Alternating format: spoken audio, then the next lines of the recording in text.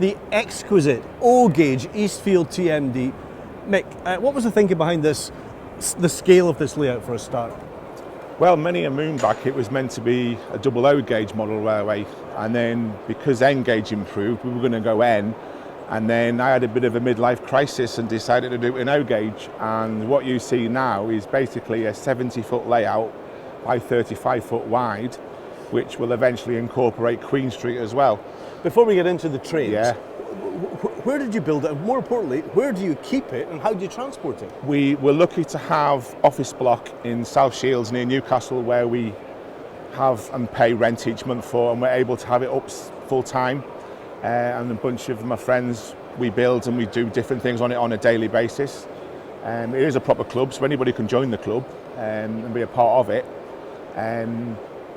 But like I say, many a moon back it decided it wasn't going to be this sort of scale, but we just decided if you're going to do it, let's go big, and hence being as big as it is now. It must be like AC/DC in concert on tour. I mean, how many ISO containers does it need? Well, we use, believe it or not, we actually managed to get this on a 45-foot curtain-sider triaxle Arctic.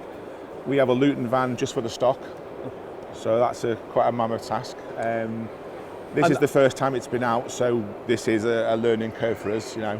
And the trains, clearly it's based to the north of Glasgow, just at the... It is, literally a stone's throw away from here, believe it or not. From the Queen a lot Street of people ask me, a lot of people ask me why Scottish, even though I'm from England. I've always been fascinated by the ScotRail theme for a long, long time, and was always wanted to do something of this sort of nature. And you've got obviously, given the locale, the Edinburgh-Glasgow push-pulls, you've got the ScotRail 125s going up to Inverness and Aberdeen.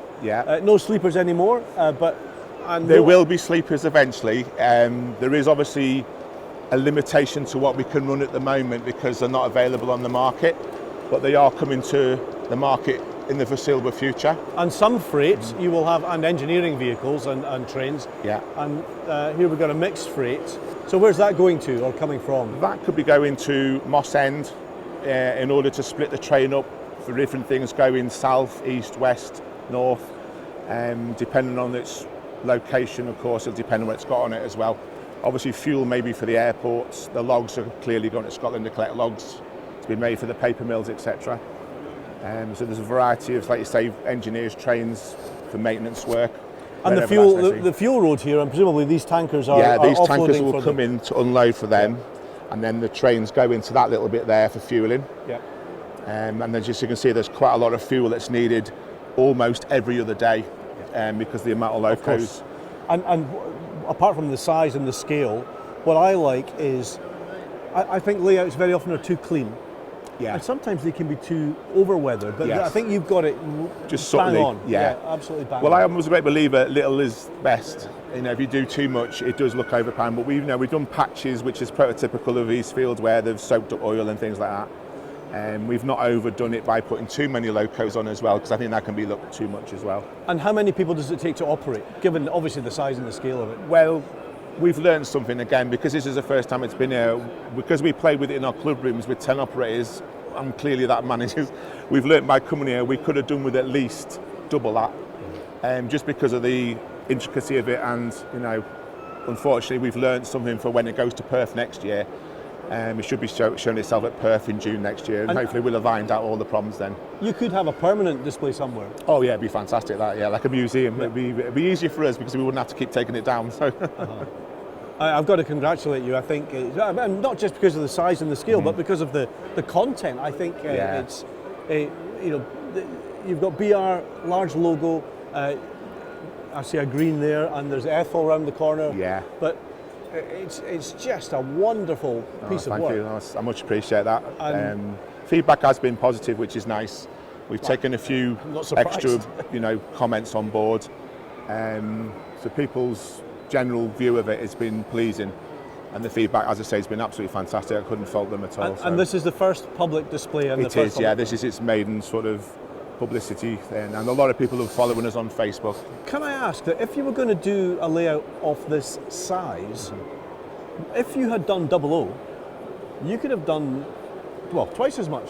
We could have, we certainly could have had the incline into, say, Queen Street, for argument's sake, to scale, and Obviously, it wouldn't have been as wide, which would have probably been easier for us to get to the locos if we needed to get to them. Which takes me to my next question. Yeah. The hand of God, if you needed to nudge any of these, how do you do that? Well, what we do is we look out into the crowd and then we say, where's child. the littlest child? Well, we'll have him coming onto the layout and picking the loco up. So, Or do they just stay untouched? Fingers crossed. I mean, most of them have stay alives in, and if we clean the track on a regular basis, the locos will move under their own steam, you know, until we can get somewhere where they will need maybe it's picking off the track for whatever reason.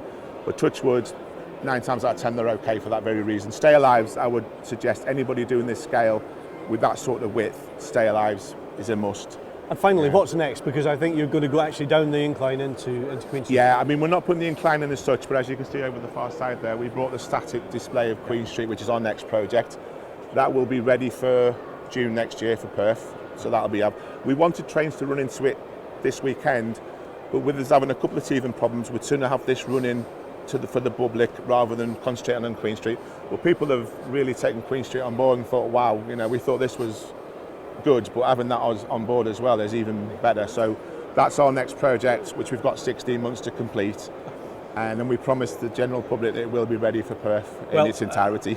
Nick, I have to say, if you improve on this, I'd be staggered. Yeah, well, this will always have things to do, improve it, tweak it, put a bit more scenery in, and little few extra bits and pieces in it, just to enhance it every time we do. Well, good luck. We've had a great time here at Model Rail Scotland 2024. Thanks for watching our videos. All being well, we'll be back here again next year. All the best. Bye-bye.